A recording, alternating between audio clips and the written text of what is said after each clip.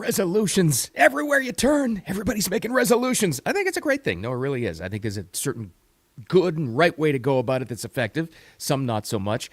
But what if I told you that it's not just people in your personal life or people you see online that are making resolutions, New Year changes, but an entire news organization? It is really quite something, what CBS said on New Year's Day. CBS News from their main anchor guy. It's pretty incredible. We'll talk about that as well. And there's a new mayor, speaking of the new year in New York City, pretty much went full communist in his inauguration. And I'm going to ask you to ask the question, what's great about that? And you're going to say, there's nothing great about that. There's a communist mayor of New York City, Bill. Wait, hold on. How he said it and how the mask fell off should make you grateful. It does for me anyway. What's great about it? They're not hiding it anymore. We'll get to that as well. And the actual New Year's resolutions. I've thought about this for a long time. And I know this is more on the personal advice kind of side, which I try to stay away from. I mean, why listen to me on that? But Arnold Schwarzenegger, had a post yesterday about making changes now that everybody's doing it. That's fascinating. That I think is the best advice I've ever heard on this. And it leaves clues. We'll get to that as we wrap up today, too. But anyway, before we get to all this stuff, thanks for finding me. Happy New Year. I don't even say that yet. Happy New Year to you. I hope everything's going great for you. I think 2026 is going to be great for you and me and everybody and the country. I really do. I really do believe that. Welcome to Wicked Radio. Quick programming note here on the podcast. For whatever reason, consistency, frequency, maybe it's good, maybe you like it, I don't know. But the last quarter of 2025, a lot more of you signed on, joined on, followed me, whatever. So I want to thank you for that, first of all. And for the new folks, and I'll explain this enough, what is it? Where I'm from, Wicked means something more, something beyond, something extra. That's what I try to do with Wicked Radio. Not just sitting here giving you my opinion, not just sitting here spouting off on different things or trying to create more controversy. There's enough of that in the world, but to try to get us all to ask questions and what to do with all this information that's thrown at us these days, right? Because we've never been more informed, doesn't mean we're any smarter. How to handle all this stuff. That's all it is. So the Wicked Radio live stream, Monday through Friday, 8 a.m. right here, all your favorite platforms on X, put your notifications on Facebook and on YouTube, and then lives on as a replay when we're done on all those channels, and then the audio podcast, wherever you like to get those. So subscribe there, too. Thank you so much. Let's get that out of the way. Now, before we get to the feature story about CBS News' New Year resolution, let's go to the news. Did you see this? New York City's new mayor. We all knew it was coming, but this was a little different. Now, usually, when you've got politicians, Bernie Sanders, and by the way, he was there, AOC a little bit, when they run as Democratic socialists, that's like communism light. Usually when they're in office, they shy away from that. I think things have turned, guys. I don't think they do that anymore. In fact, this was Mom Donnie just yesterday in New York City. The mask has fallen off. And again, this is why I think we should be very, very happy about this. I'll tell you why in a second. But here he was. We will draw this city closer together. We will replace the frigidity of rugged individualism with the warmth of collectivism. Well, that didn't take long. That's always the thing. Now, I don't know if you've ever in your life encountered somebody that is a dyed-in-the-wool socialist or full-on communist. If you've ever talked to them one-on-one, I don't know. Maybe in some life you've debated them. Maybe it's just somebody at a dinner party. Maybe it's somebody. If you've ever had a conversation with somebody that is a communist, there's no other way to say it, and they fully support this, you know exactly where I'm going with this. The rugged individualism argument, it's like it's like kryptonite to them. Like they hate that nothing gets them worked up like that. Rugged individualism versus collectivism, right? The collective hive mind of communism is socialism. And I'm not even going to say socialism. It's communism. That's what it is. But they don't usually say it when they're elected and put it out loud like that. That was right there in his inaugural address to New York City, okay? And I know the reaction so far online to that has been, oh my God, they're flat out saying it. Now, I know the argument has been, and we can all, and if you're following me, you agree. I mean, this is, I'm all about the individual freedoms, individual thought, your own destiny, you making your own decisions. This is why I'm so against communism, and you probably are too. So that's obvious. That was the most obvious thing when he made that comment. Everybody knows that. But for him to say it out loud, to say we're gonna drop this whole concept of rugged individualism, which obviously is what made this country what it is, the individual, right? Not this collective hive mind. For him saying that, I'm telling you, it doesn't seem like it at first, but it's a great thing. For them to be so arrogant and so cocky to drop the mask so quickly, and there he was. And by the way, there he was, Bernie Sanders, who's in the front row. Yes, that's right there. Yes. I can't wait to bread lines. It's going to be great. And there he was talking about his policy about, if your landlord or boss isn't treating you correctly in this collective hive mind, the city will step in, all of the platforms. The bottom line is for them to be so brazen about what they plan to do, I'm telling you, is great news for all of us. First of all, it's a massive wake-up call. But secondly, now you know how to combat it. Now you know exactly what they're all about. Nobody can claim, nobody in that city can claim that they weren't warned. They knew it this guy was gearing up for a year and a half before that election. You knew it was coming. You knew he was going to win. It is what it is. Nobody can claim to be surprised. But for the rest of us who don't live in New York City, this is a great thing because now you have something you can pinpoint to. They were always shadowy in the background. And I'll use Bernie Sanders as an example. No, I'm not a communist. Yeah, you are. But now they have identified themselves as that. So now anybody running against that concept, right, this collective communist beehive mind, now you can point to this and say, look at New York City. Look what they're doing. This is what we don't want. And as their policies, as they invariably do, lead to disaster in that city, which is going to be an absolute mess, now we can all point to this and say, that's why rugged individualism, that's why capitalism, that's why freedom is important, not what they happened. So now, unfortunately, our biggest city, the shining example, the financial capital of the world, is going to be a mess if it's not already. That sucks, obviously, but now it's a big, shining, big example of where we don't want to go. And that actually is a good thing. I take that as a good thing. It sucks if you're stuck there. I mean, there's going to be an exodus, the likes of which you've never seen, and things are going to shift. I saw somebody, who was it? David Sachs? Was that who it was? Some Trump advisor, some financial guy. He said, flat out said it. The new financial capital of the country is going to be Miami. That's his prediction, not New York. They're going to move out of there. And the tech center of the country is going to be Austin, not San Francisco, Silicon Valley area. Maybe. Things shift. They do. And it sucks if you're stuck there, but you got to make changes. But for the rest of us, you can look at that as a shining example. Now they're saying it out loud. That's the first step to combating it. So good. I say good. Let that guy keep on talking. All right, let's get to our feature story. Not just you making a New Year resolution, not just your friends. An entire news organization is. Did you see this? It's quite remarkable. It really is. I'm with you. I haven't paid attention to the CBS Evening News in a long time. In fact, I had to write it down on this card to remember the guy's name. Tony DeCouple. Tony DeCouple is the main anchor of the CBS Evening News. Think about it. That's an example of how far they've fallen. Did you ever have to write down or try to remember way back in the day, Walter Cronkite? Or Connie Chung, or who else was a CBS News guy? I don't know, whatever. But they were household names. This is how far CBS has fallen. I couldn't even recall the guy's name, the main anchor of their newscast. And they know this. They know this for sure. But something quite remarkable happened just yesterday. They're promising changes, and their big promise out of CBS is to tell the truth. Did you ever imagine a media world where you'd have to have the main CBS anchor say, we're making changes, we're going to start telling the truth now? Wow. But they're doing it. So let's take that as good news again. But here's the relevant question we all have to ask ourselves. Do we believe them? Do we believe that CBS coming out saying they're going to start telling you the truth now? Do we have any reason to believe they're going to hold true to this?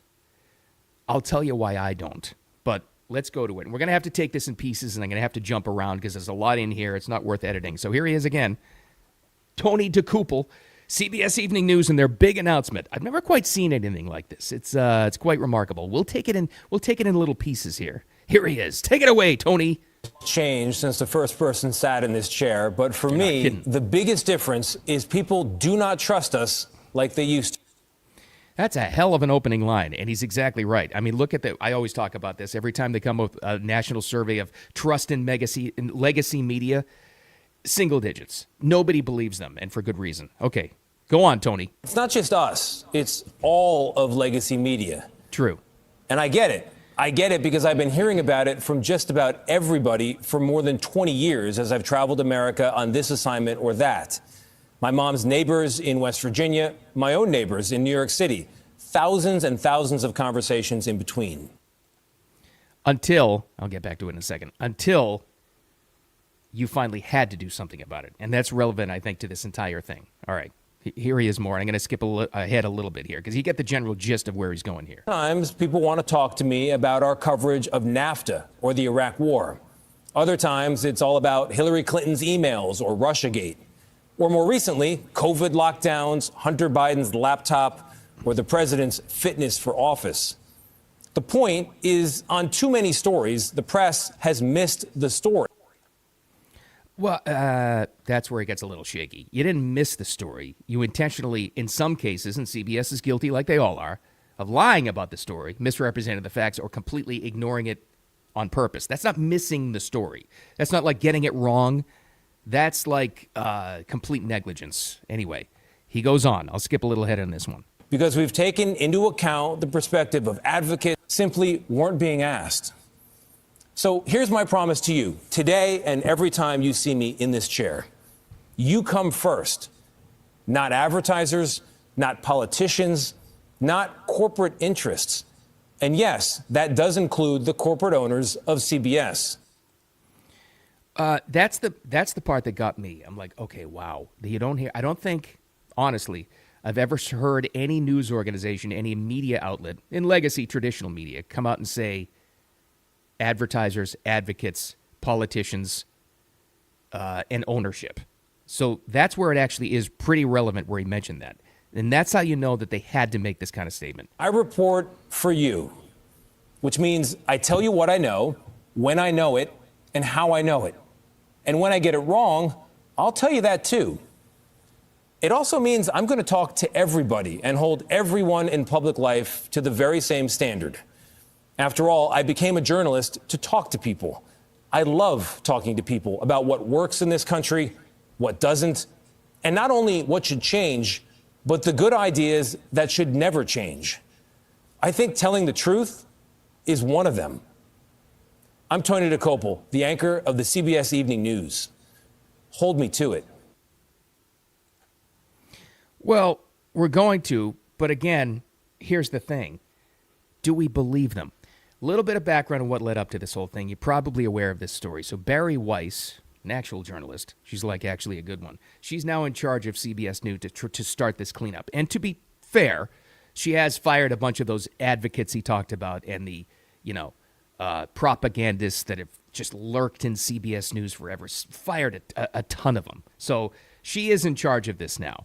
And more recently, I think this was like 2 Sundays ago, I believe, at the last minute, at her direction, they did pull a 60-minute story because it was just not factual at all, completely biased and complete crap. So to be fair, there is that.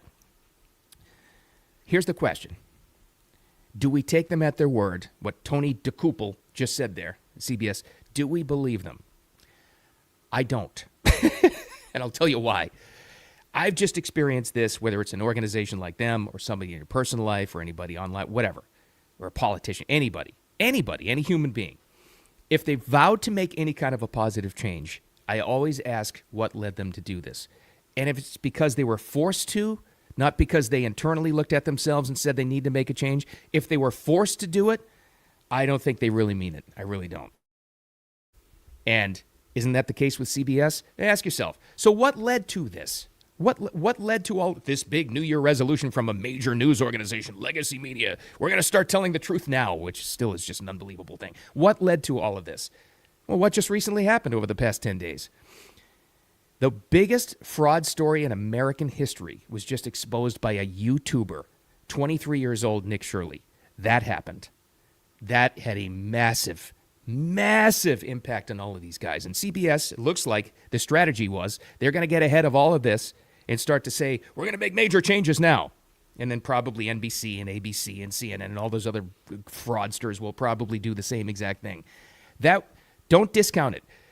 The impressions that kid, that journalist, a real one, Nick Shirley got on YouTube, I think it's up 140, 150 million now. That had a massive impact on this for them to start telling the truth now. And what's the other thing? He said it right there. The trust in legacy media like CBS, and he flat out said it in the beginning there, is at an all-time low. Nobody trusts them anymore. It's not only watching them. Nobody. Find me somebody in your personal life now. Find them. Go ask them. Probably an older person, and say, do you still believe CBS News, like everything they're telling you? Most people will say, even if they're fans, they'll say, sometimes I don't know. That never used to be the case. Go back again to Walter Cronkite days way back in the day. That people used to watch him, it was like gospel. Like no one even questioned it. He wasn't always telling the truth either, but that's how far legacy media has fallen. That's what forced them into this. Not them looking internally saying, you know what? We're making a ton of money. Ratings are great. CBS News has never been more powerful. But you know what? Let's be even better. That wasn't the case here. That's why I don't believe them. Now, Barry Weiss, to her credit, she's in charge of CBS News now, is making these changes. And I'm sure a lot of this came from her because I bet you Tony DeCouple didn't want to do this on his own. I mean, it kind of played like a hostage video there for a little bit in the middle of it. But also to this, I'm not the only one that doesn't believe them. Elon's latest post on X, remember he's the biggest X user, about CBS, didn't believe it either. He said this, specifically about 60 Minutes when they pulled that segment last minute. 60 Minutes is a propaganda machine that lost their credibility a long time ago. Barry Weiss, needs to clean house big time, not dabble around the edges. Doesn't sound like he believes it either until they're just completely washed. There's a lot of other people. I saw Megyn Kelly saying nothing's going to happen. This is their promise, but there's no reason to believe them whatsoever. Because again, what was the motivation in making their change? They were forced to do it. Otherwise, they wouldn't. If they didn't have such low ratings, if they weren't getting absolutely squashed by independent journalists out there, everywhere, where people are actually getting their news from now in new media, would they make this change? Nope. That's why I don't believe them. Love to see it happen. It'd be great, but take it with a grain of salt. But that's the relevant question. All right, how about real resolutions? I know this is more on the personal advice kind of side, but today is the day to talk about it anyway. Everybody's making resolutions. I've just found this in my personal life. The resolutions that work are ones that are based around systems. A bunch of people have said this. It's like, don't make it about a certain goal. Don't work yourself into a system. In other words, what usually doesn't work is, I'm going to lose 10 pounds this month. Going to the gym every day and you're all psyched up and you're all excited. And eventually something happens. That hype, that motivation, that charge, it only lasts so long. Something gets in the way. One day you hurt your foot. You don't go to the gym. That snowballs. You don't go to the gym again. You don't walk. You don't do that. You got a work call you had to deal with when it was usually your gym time. That threw you out of it. I've heard that said a lot. First person I ever heard say this was the great Scott Adams with his podcast. Yeah, he's the Dilbert guy. But I just read a post that summed this up perfectly from Arnold Schwarzenegger. Arnold. He wrote this just yesterday, and I thought it was brilliant. He said this, and I'm going to read it for you. My best advice is to stop using motivation. Sorry, I'm just kidding. I won't do the Arnold voice the whole time because it's really long. I wouldn't do that to you, I promise. But he writes, my best advice is to stop using motivation as your only fuel. I know it feels great when you're fired up, but it's short-term fuel source. That's why the vast majority of people who start anything, diet, fitness, new projects, don't finish. They run out of gas. The only lasting fuel is routine. And only you get a routine by dragging yourself on the days when you have no motivation over and over and over. It's the same thing. People have talked about this for a long time. Scott Adams said systems over goals. Same thing what Arnold is saying here, but he's saying routine. In other words, he means a system. And it's just this. Instead of the goal, do a system that'll get to your goal. In other words, it's like instead of saying, I'm going to lose 10 pounds this month, you're going to say, for example, I'm going to walk 2 miles every single day. I just do it. I just do it, right? That's a system or a routine over a goal. That's what works. That way, when the motivation and the fuel and the hype runs out, and you feel like crap one day, you still just do it. The systems work, not the goal. You know what I mean? I think he's exactly right on that. And I've seen this over and let's be completely honest. Arnold, whether you like him or not, as an actor or a governor, as a person, as a bodybuilder, whatever it is, that's a pretty damn accomplished guy in his life. Think about what he's accomplished. And you look at other people who say the exact same thing, systems and routines over goals. They know what they're doing. Some pretty successful people. So I know that's a little bit more on the personal side, but that's what it seems to find success these days for that kind of stuff, because we're all making resolutions. But the big resolution, the New Year resolution from CBS News, do we believe him? I don't know. Ask yourself that question. If you're determining that kind of change, ask yourself, why should I believe them? What led to the change? Was it from them, or were they forced to make it? If they're forced to make it, I don't believe them. Anyway, that's my take. Thanks for finding me. I appreciate you as always. Happy New Year. I say it again. 26 is going to be awesome. It's already great. Live stream wraps up, but it lives on as a replay on X and on YouTube and on Facebook, and the audio podcast is about to get posted. Wicked Radio live stream is right here on all those channels. Put your notifications on every single Monday through Friday, except when it's a holiday, 8 a.m. Eastern Time. It's the first real day of 2026. Make it a wicked awesome one. I'll talk to you tomorrow.